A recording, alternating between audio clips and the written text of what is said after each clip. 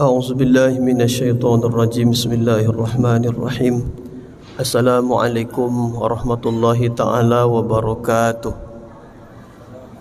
نحمده ونصلي ونسلم على رسوله الكريم أما بعد سبحانك لا علم لنا إلا ما علمتنا إنك أنت العليم الحكيم رب اشرح لي صدري ويسر لي أمري واحلل عقدة من لساني يفقهوا قولي قال الله سبحانه وتعالى أعوذ بالله من الشيطان الرجيم بسم الله الرحمن الرحيم وادعوه مخلصين له الدين وقال تعالى في آية الأخرى وما آتيتم من زكاة تريدون وجه الله فأولئك هم المضعفون صدق الله العظيم وقال رسول الله صلى الله عليه وسلم إن الله لا ينظر إلى صوركم وأموالكم ولكن ينظر إلى قلوبكم وأعمالكم atau kama qala Rasulullah sallallahu alaihi wasallam.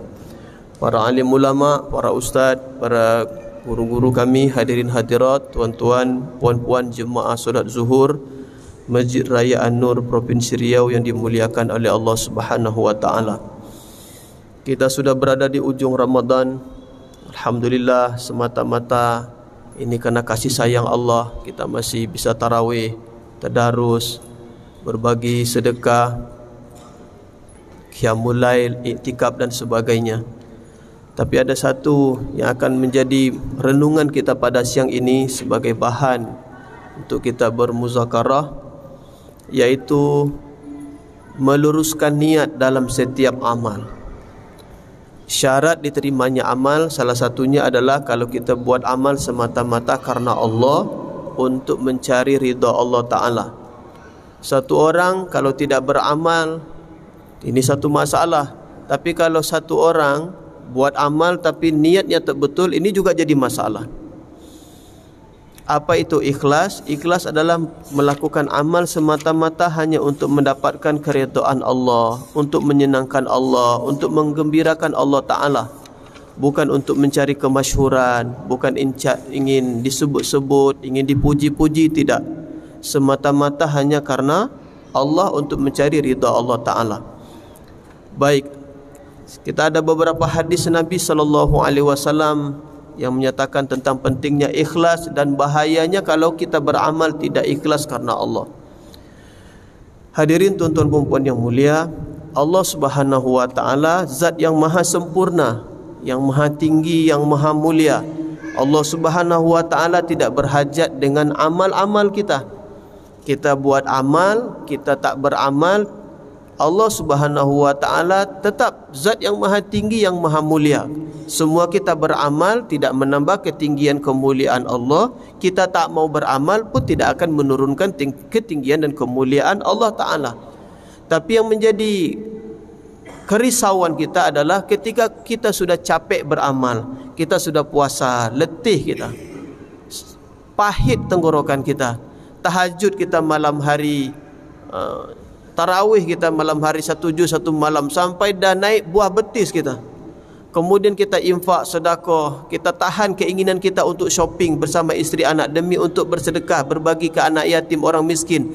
Tapi ketika semua itu kita buat tidak karena Allah, ada niat-niat yang tak betul, ada keinginan-keinginan yang lain selain dari mencari keridhaan Allah, ini perlu menjadi kekhawatiran saya dan kita semua. Yang paling terasa ini Ustaz, kalau musim pilkada atau menjelang pilkada, pileg, ini berat nak jaga ikhlas dalam niat kita. Kita memberi, kita membantu, kemudian dipoto, di-share, bagaimana diviralkan supaya orang kenal dengan saya, nanti orang pilih saya, nanti saya dapat suara banyak, atau semakin banyak yang menjadi follower saya, yang klik nanti subscribe, semakin banyak nanti yang mensubscribe di YouTube, kemudian saya dapat bayaran lumayan dari YouTube. Kalau kemudian ini bisa menjadi sebab niat kita berubah, kita mesti banyak-banyak istighfar dan banyak baca la haula wala quwata illa billahil aliyil azim. Baik, kita mulai dari hadis yang pertama. Ini saya kutip dari kitab Muntakhab Hadis. An Shaddad bin Aus radhiyallahu ta'ala anhu qala sami'tu Rasulullah sallallahu alaihi wasallam yaqul man shalla yura'i faqad asyrak wa man shama yura'i faqad asyrak wa man tasaddaqa yura'i faqad asyrak. Dari Shaddad bin Aus radhiyallahu ta'ala anhu, ia berkata, aku telah mendengar Rasulullah sallallahu alaihi wasallam bersabda, barang siapa mengerjakan solat karena riya, maka ia telah berbuat syirik. Barang siapa berpuasa karena riya, maka ia telah berbuat syirik. Dan barang siapa bersedekah karena riya, maka ia telah berbuat syirik. Hadis riwayat Imam Ahmad, hadis nomor 126. Hadirin tuan-tuan puan-puan yang mulia, berat kalau kita dengar hadis ini. Kita sudah solat, kita sudah puasa, kita sudah sedekah, tapi kita buat bukan karena Allah, karena riya, karena ingin orang tahu, karena ingin orang nampak amal kita. Kata Nabi SAW, kita bisa jatuh kepada perbuatan syirik. Bagaimana mungkin amal kita akan diterima oleh Allah ketika ada terselip di situ niat yang tak betul, tidak karena Allah, yang di situ bisa bercampur. Apalagi sudah masuk unsur syirik di sana. Syirik di sini kata ulama bukan berarti kita ni syirik di sini syirik yang tersembunyi dalam hati, karena Allah Taala innallaha alimum bizati sudur. Allah Taala tahu apa yang paling dalam yang tersembunyi di sebalik hati kita dan di setiap niat dalam amal kita. Hadis yang kedua dari Shaddad bin Aus radhiyallahu taala anhu, Rasulullah sallallahu alaihi wasallam bersabda, "Atakhawwafu ala ummati syirka wa syahawatal khafiyah." Kata Nabi, sabda Nabi SAW, aku khawatir terhadap umatku mengenai syirik dan syahwat yang tersembunyi. Kemudian Shaddad bin Aus radhiyallahu anhu bertanya, wahai Rasulullah, apakah umatmu akan berbuat syirik setelah Tuhan meninggal dunia? Jawab Nabi SAW, ya, tapi mereka tidak menyembah matahari, tidak menyembah bulan, batu, tidak menyembah berhala. Walaki yura'una bi'a'malihim, mereka ria dengan amalan mereka. Hadirin tuan-tuan yang mulia, betul kadang kita ada keinginan supaya memotivasi orang lain dengan cara kita foto ketika tadarus. Ya Ustaz Adin, apalagi dulu sebelum Covid, depan Kaabah foto, ketika tawaf, ketika sa'i foto, ketika qiyamul lail muhasabah, ketika ceramah, ketika ngisi kajian, foto share ke mana-mana, ingin diviralkan. Sekarang pertanyaannya, berubah tak hati kita? Apakah tetap itu semua kita buat karena Allah, atau sudah ada niat lain yang tadi itu Sa'adin? Ingin orang tahu, ingin orang puji, ingin orang nampak. Allahu Akbar. Hadis yang ketiga, ini nampaknya ke santri-santri, ke mahasiswa, ke pelajar ini, tapi ke kita semua juga. An Abi Hurairah radhiyallahu ta'ala anhu qala Rasulullah sallallahu alaihi wasallam, man ta'allama ilman mimma yubtagha bihi wajhullah, barang siapa mencari ilmu yang seharusnya digunakan untuk mencari keridhaan Allah, barang siapa mencari ilmu yang seharusnya diniatkan semata-mata untuk dapatkan keridhaan Allah, la yata'allamuhu illa liyusiba bihi 'aradan minad dunya, tetapi ia mencari ilmu semata-mata untuk mendapatkan keuntungan dunia. Lam yajid arfal jannah yaumal qiyamah, yakni rihaha, dia tidak akan mencium bau surga pada hari kiamat. Menuntut ilmu perintah Allah, perintah Nabi SAW, tapi menuntut ilmu mesti dibetulkan, diluruskan niat semata-mata untuk mencari keridhaan Allah, supaya semakin dekat kepada Allah. Ketika ada niat lain, menuntut ilmu supaya ingin disebut ulama, disebut ustaz, kuliah supaya dapat gelar S1, S2, S3, supaya nama kita panjang gelar akademiknya. Ketika mahasiswa lupa menulis gelar akademik, kemudian mahasiswa pun dimarah oleh dosen. Kamu tidak tahu saya dulu susah dapatkan gelar doktor ini. Kemudian mahasiswa pun sudah dimarah, dicaci maki oleh dosen hanya gara-gara lupa menulis gelar akademik. Pertanyaannya, apa niat di sebalik kita dulu menuntut ilmu? Kalaulah menuntut ilmu bukan untuk mencari keredaan Allah, kata Nabi SAW, tidak akan mencium bau surga besok pada hari kiamat. Terakhir, tuan-tuan yang mulia, yang tadi hadis riwayat Imam Abu Daud. Satu lagi ni hadis riwayat Imam Abu Daud juga, hadis nomor 4923 di penutup. Hadis yang panjang dari Abu Hurairah radhiyallahu taala anhu, Nabi sallallahu alaihi wasallam bersabda, pada hari kiamat nanti yang pertama sekali akan diadili adalah orang yang mati syahid. Kemudian mereka dihadirkan, Allah Taala tunjukkan nikmat-nikmat Allah kepada mereka. Kemudian mereka pun, orang yang mati syahid pun mengakui nikmat yang sudah mereka terima dari Allah. Kemudian Allah Taala bertanya, apa yang sudah kalian lakukan dengan nikmat-nikmat tersebut? Apa jawab orang-orang yang mati syahid? Wahai Allah, kami telah berperang karenamu dan kami sudah mati syahid berjuang karena Engkau ya Allah. Apa kata Allah? Kazabta, kamu dusta. Kamu dulu berjuang karena ingin disebut sebagai pahlawan, dan gelar itu sudah kamu dapat dulu ketika di dunia. Wahai malaikat, tangkap, campakkan mereka ke dalam neraka.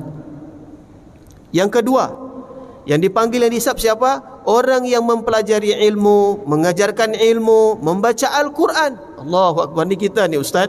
Ni berat ustaz, Masya Allah, Masya Allah. Orang belajar ilmu, mengajarkan ilmu, dipanggil ulama, buya, kiai, ustaz, tuan guru, baca Quran. Kemudian Allah Ta'ala tunjukkan nikmat-nikmat kepada mereka. Mereka pun mengakui nikmat tersebut. Kemudian Allah Ta'ala bertanya, apa yang sudah kalian lakukan dengan nikmat tersebut? Mereka jawab, wahai Allah, kami telah belajar ilmu, telah mengajarkan ilmu, telah baca Quran karena Engkau ya Allah. Kata Allah Ta'ala apa? Kazabta, kalian bohong. Kalian dulu belajar ilmu supaya ingin disebut orang alim, baca Quran supaya disebut hafiz, supaya disebut qari, qari'ah, dapat piala, dapat piagam, dapat hadiah. Kazabta, kalian bohong.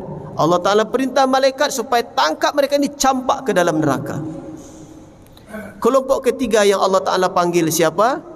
Mereka orang-orang kaya, dipanggil, bangkit, ditanya, Allah tunjukkan nikmat dan mereka akui nikmat. Kemudian Allah tanya, apa yang sudah kalian buat dengan nikmat-nikmat yang telah diberikan kepada kalian? Mereka jawab, ya Allah, tidak ada tempat, tidak ada jalan kecuali kami telah berinfak, kami telah mensedekahkan dari harta-harta kami karena Engkau ya Allah. Apa kata Allah Ta'ala? Kazabta, kalian bohong, kalian dusta. Kalian dulu berinfak karena ingin disebut sebagai orang dermawan. Jadi donatur di masjid sana, donatur di masjid sini, bantu pembangunan masjid, bantu panti asuhan, bantu yayasan, macam-macam. Betul, banyak dulu kita buat berbagi karena kita orang kaya. Tapi semua dibuat karena ingin disebut sebagai orang yang dermawan, dan gelar itu sudah didapat ketika di dunia. Allah Ta'ala perintahkan malaikat, wahai malaikat, tangkap mereka, campak dalam neraka.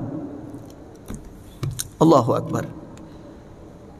Patut kita merenung, tuan-tuan yang mulia. Kita cek lagi niat kita.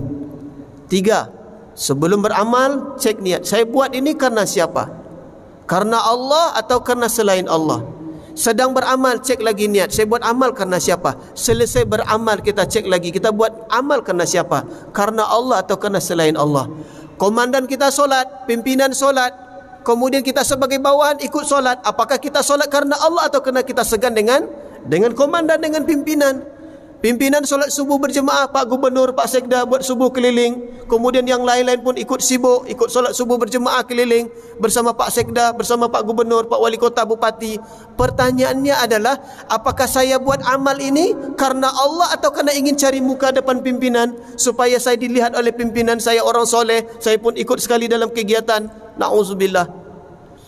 Dan ciri orang yang ikhlas, kata ulama, ketika dipuji dia tidak bangga, ketika dicaci maki dia tidak kecil hati. Ini ciri-ciri orang ikhlas. Tapi kalau dipuji, bangga diri, ketika dia dicaci maki, dia kecil hati kemudian meninggalkan amal, ini belum lagi betul niat ikhlas karena Allah. Semoga di akhir Ramadan ini kita sudah penat buat amal, kita sudah tarawih, tadarus, kita sudah berinfak, bersedekah, bayar zakat dan sebagainya. Jangan sampai kita menjadi orang-orang yang malang. Kita tidak diterima amal, dicampak ke dalam jahanam hanya karena niat yang tidak betul dari setiap amal kita. Tak betul dari niat di sebalik amal. Semoga saya yang menyampaikan, Ustaz Adin sebut saya ni ulama muda Riau, Ustaz Adin salah, tolong dicek. Nanti saya pun jadi rusak hati Ustaz Adin. Tolong besok bahasa-bahasa begitu betul mungkin Ustaz Adin nak senangkan hati saya, nak promosikan saya, tapi ini juga bisa merusak hati kami yang bercakap di depan bapak-bapak dan ibu-ibu. Semoga Allah Ta'ala terima amal kita, diberi taufik untuk dapat ikhlas dalam setiap amal kita. Subhanallah wa bihamdihi, subhanakallahumma rabbana wa bihamdika, nashhadu an la ilaha illa anta, nastaghfiruka wa natubu ilaik. Wassalamualaikum warahmatullahi ta'ala wabarakatuh.